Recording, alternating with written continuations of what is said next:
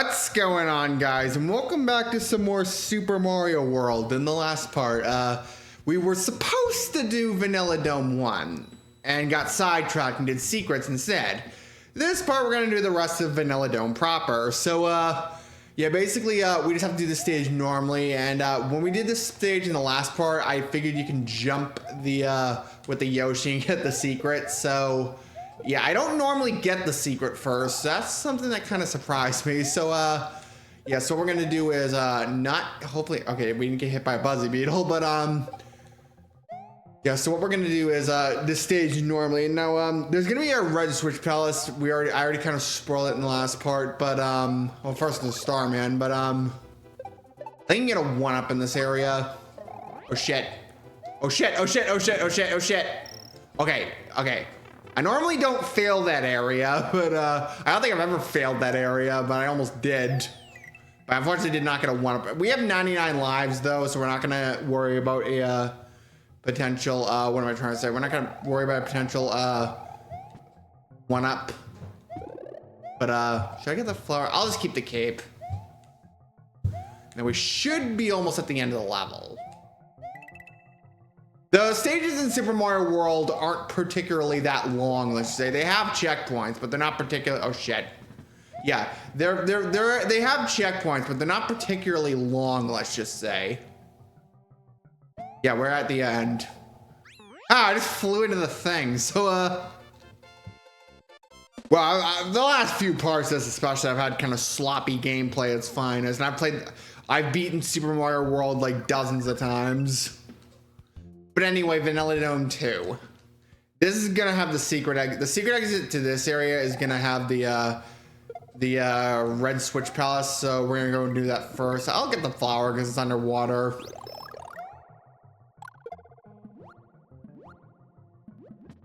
Definitely not playing the water. Oh shit! I already lost the flower. No, I'm getting the cape. Okay.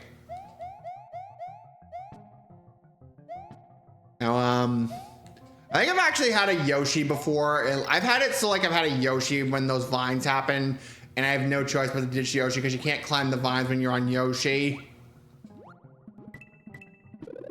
Let's get the cape. We can still whack these cheap like that. So yay, murdering fish. And normally I'm not an advocate for that. But yeah, we're gonna get this P switch, and I think it's yeah, it's over here. We got a 1-up, but it doesn't matter if we have 99 lives. Now get this key. Put the key in the little keyhole, and I'm getting hit. We're not dying. All right, there we go. Now let's do the red switch palace.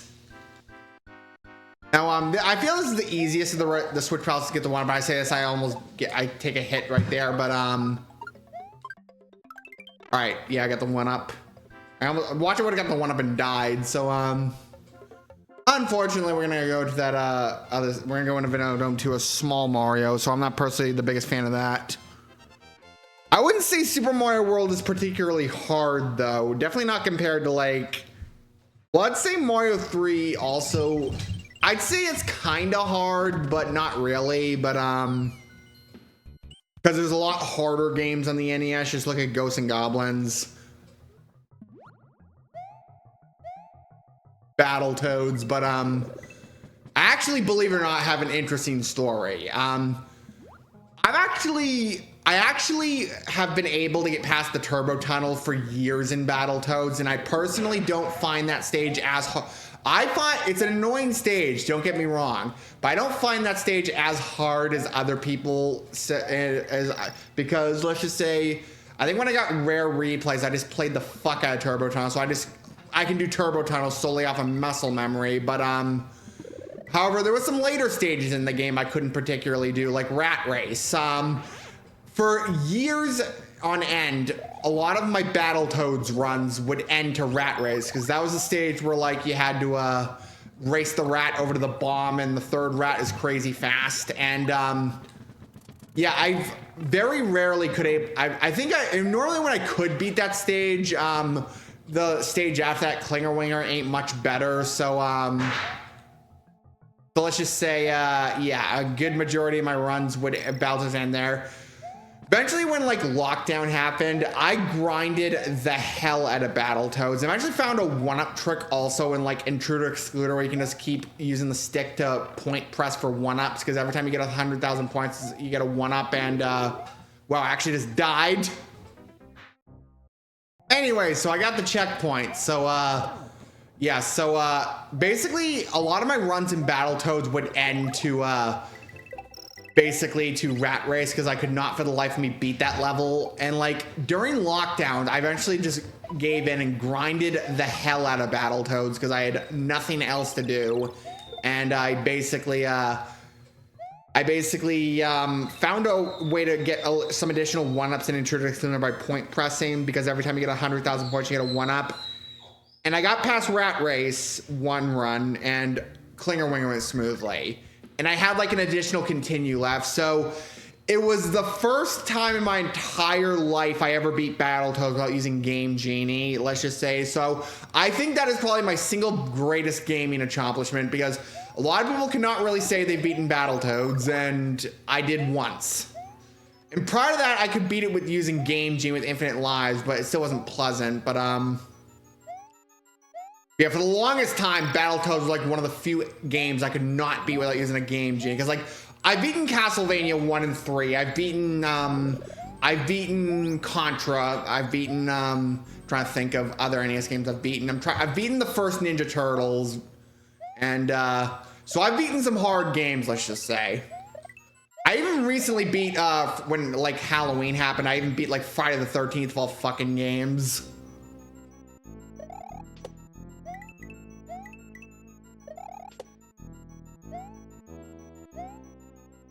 But yeah, let's just say, because I've brought this up in my content before, where like, a lot of games on the NES were really short, but jacked up in difficulty, so you got your money's worth. Which, a lot of those games are definitely examples. And also, I should point out that this ghost house does not have a secret exit. It's just, you just go in here. And, well, I lost a life in, Vanilla Dome too, so this will be a longer part than usual because we're going to do the rest of Vanilla Dome, but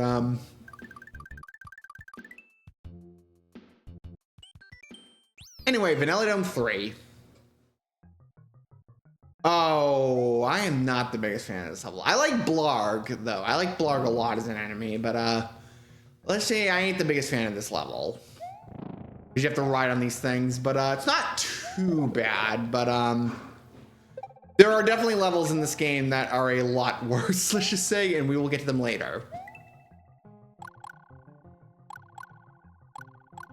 This problem is when you're riding on stuff like this, I'm trying to think of others. There's other stages I think that do this too, but there's gonna be a couple stages that are like where like you have to ride on like snake platforms, and like I feel like when they did like the new Super Mario Brothers franchise, the game designers must have fell in love with snake levels, because like every new Super Mario game has at least one of them.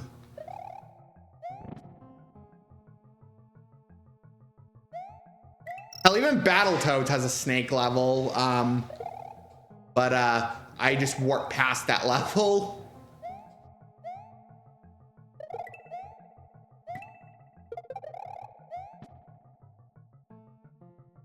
I think about that. It's like, I think Bart versus the World also has a snake level. I'm trying to think of, why am I trying to think of other games that have snake levels?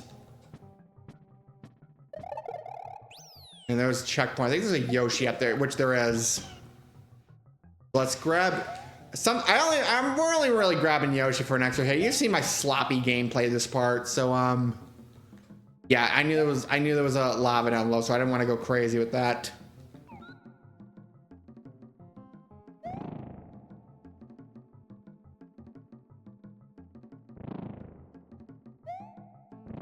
Oh shit! All right, I didn't get hit. All right, so there are some times I've actually had that that skull platform spawn off screen because I jumped too early, so be careful with that.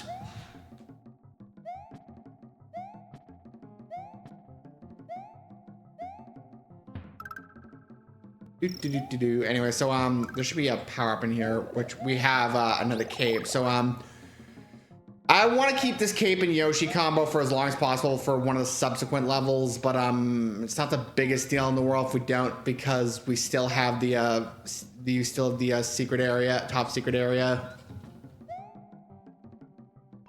There we go. Now I think there's two more levels, yes. I was never the biggest fan of Vanilla Dome personally. Some worlds are short, some worlds are long, so I think Super Mario World has a total of 72 levels. Just the reason there's 96 exits is because most of the world, this game, I just lost Yoshi, but and I lost the cape. So actually, I'm just gonna grab that mushroom, give myself an extra hit. Like I have to take a hit to get a hit. Oh fuck!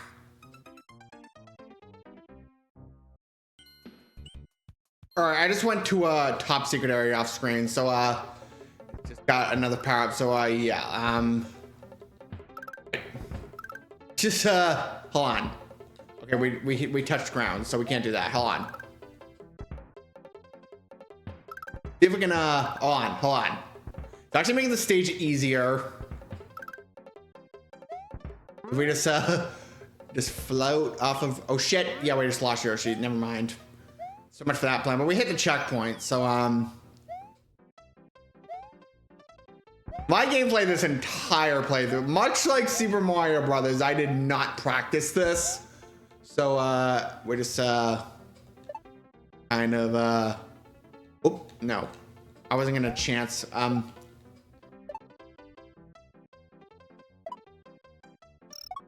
1,000. Well, we got the end of the stage, that's all that matters.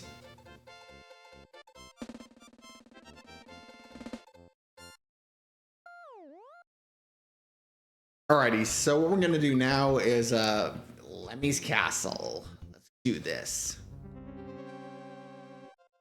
Now, I always found Lemmy's Castle particularly annoying. Lemmy's Castle is my first roadblock in my first ever playthrough of Super Mario World because let's just say I did not really know what the purpose of the Magic Koopa was. The Magic Koopas in this game turn blocks into enemies, and this stage is long, and it's not particularly the easiest stage to get the checkpoint. They kind of hide the checkpoint. So, yeah, this is kind of my first roadblock because I'd make it to the end of the stage only to die. So,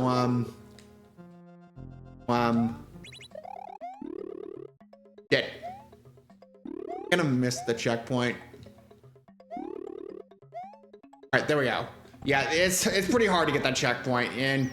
But if you get the checkpoint, the worst of the stage is behind you because, well, first of all, you can get a 1-up.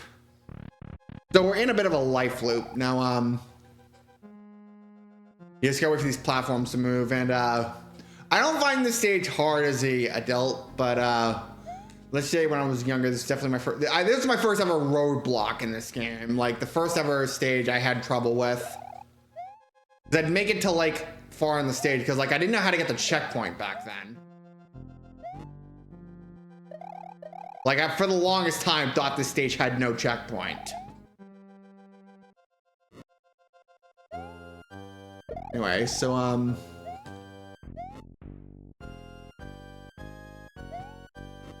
we're not gonna get that mushroom because we have a backup feather, which a backup feather is better than a backup mushroom. Let's be real. Like, we're saying the obvious.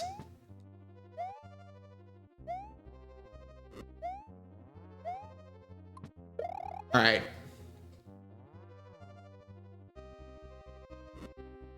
I like the music when it gets really long. When you take it long in the stage, like the.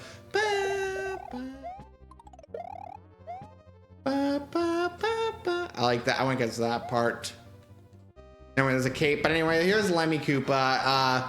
He's not particularly hard. He just comes out. You have to hit him when he comes out, and not the fake ones. He's gonna kind of try to fool you like that. A lot of this is RNG also, where he'll just happen to spawn, but like that. But yeah, where Lemmy is absolute toast.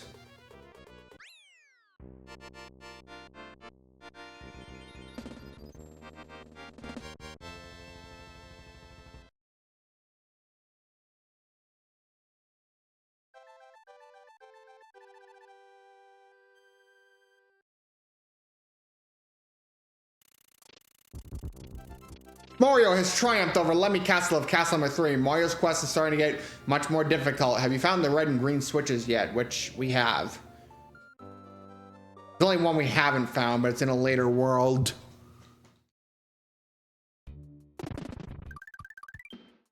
Anyway, so I think we can cut it off for this part of Super Mario World. So next time on Super Mario World, we're gonna tackle the Cheese Bridge area. See you guys then.